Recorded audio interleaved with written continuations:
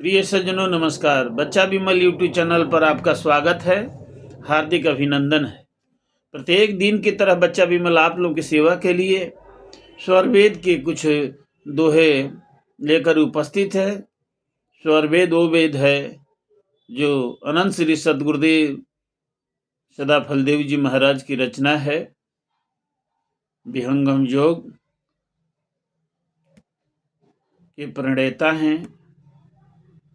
आइए समय को न गंवाते हुए स्वरवेद के दोहे की तरफ चलें।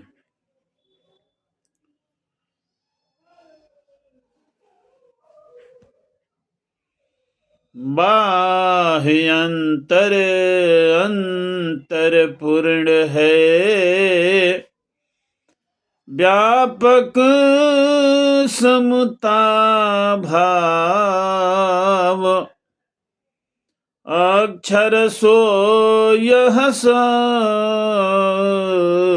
है, सकल दृष्टि पर भाव, पृथ्वी से धौलोक तक, प्रकृति दृश्य संसार, तेहि आगे निज लोक है, चेतन शब्द यथा पसार, स्वास्तिक आसन श्रेष्ठ है, सहज योग सत्य नाम, सहज पलह थी मारिए,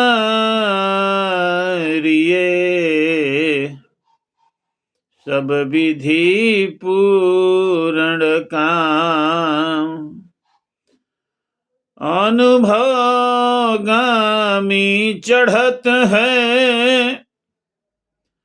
सूक्ष्म पथ पर यह,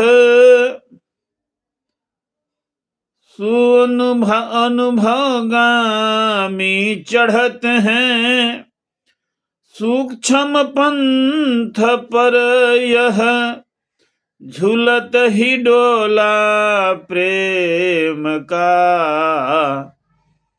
अपने पहुँचे अपने गेह, अमृत सागर उमड़िया, सूझे वार न पार, परमानंदित हंस है,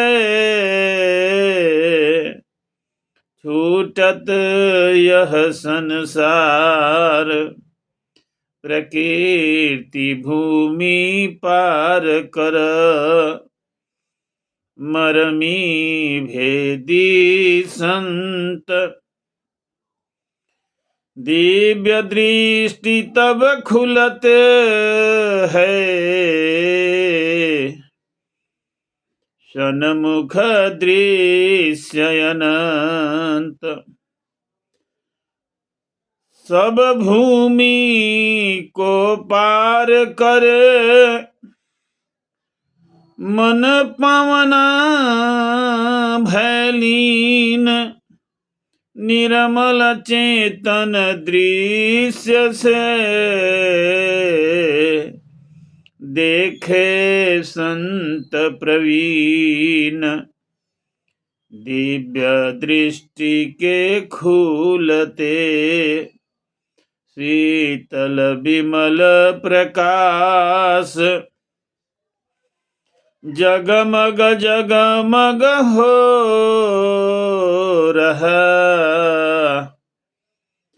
शोभा पुरुष प्रकाश, मन और पवन विलीन में, फूले कमल अनूप, फूले से खूले नयन,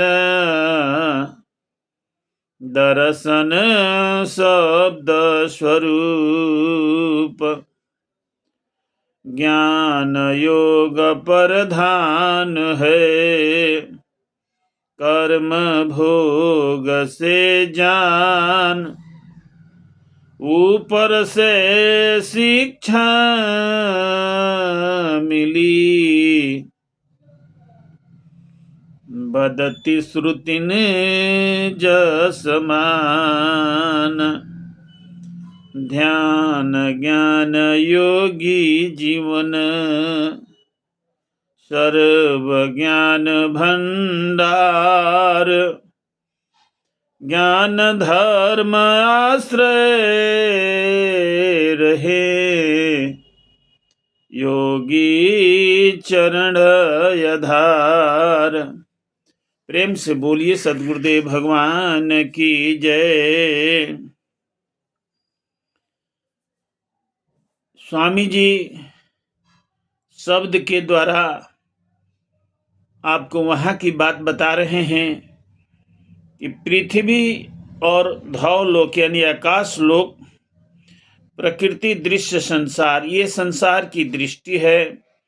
उसके आगे निज लोक है, यानी जहाँ से हम लोग आए हैं, आत्मा का जहाँ पर घर है, साकेत धाम है, जीव विश्राम स्थल है, अमृत सागर है, वहाँ की बात करते हैं। वह कहाँ है कि 3 लोक के बाहरे शून्य 68 के पार, देव सदा फल महल है, परम पुरुष दरबार।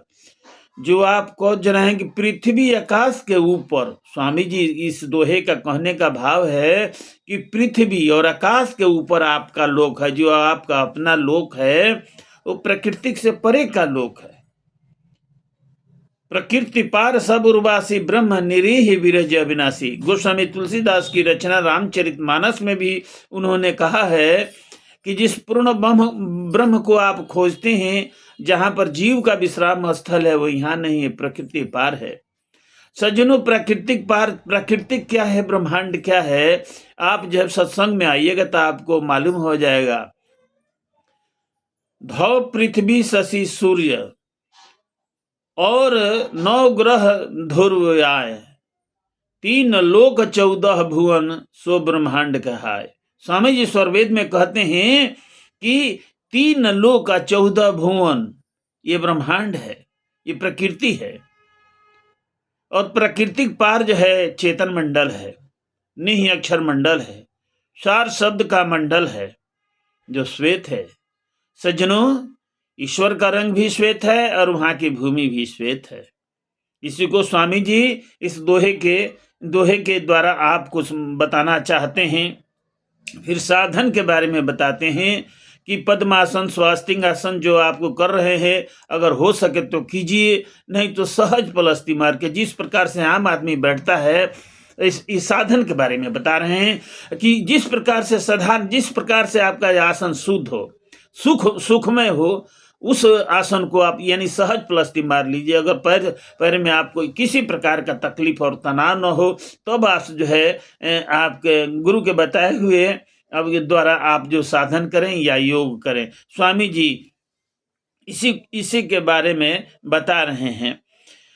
और जो है यहाँ पर मन और पवन विलीन में, जब मन विलीन हो जाता है, पवन विलीन हो जाता है। सज्जनों, तो मन और पवन विलीन है, मन पवना भयलीन, निर्मल चेतन दृश्य से देखे संत प्रवीण। जिस प्रकार से शरीर के अंदर में मन है, देखिए सबसे बड़ा मन को रोकना, ये प्रथम भूमि की साधना है।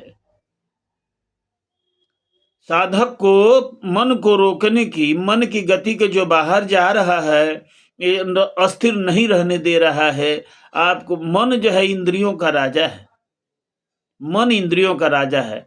मन को रोक लिया जो संसार को जीत लिया। संजनों, स्वामी जी कहते हैं, विश्व विजय रणधीर हो, जो मन जीता जाए, परम शत्रु मन जीव का, मरी मरी उठत जाए।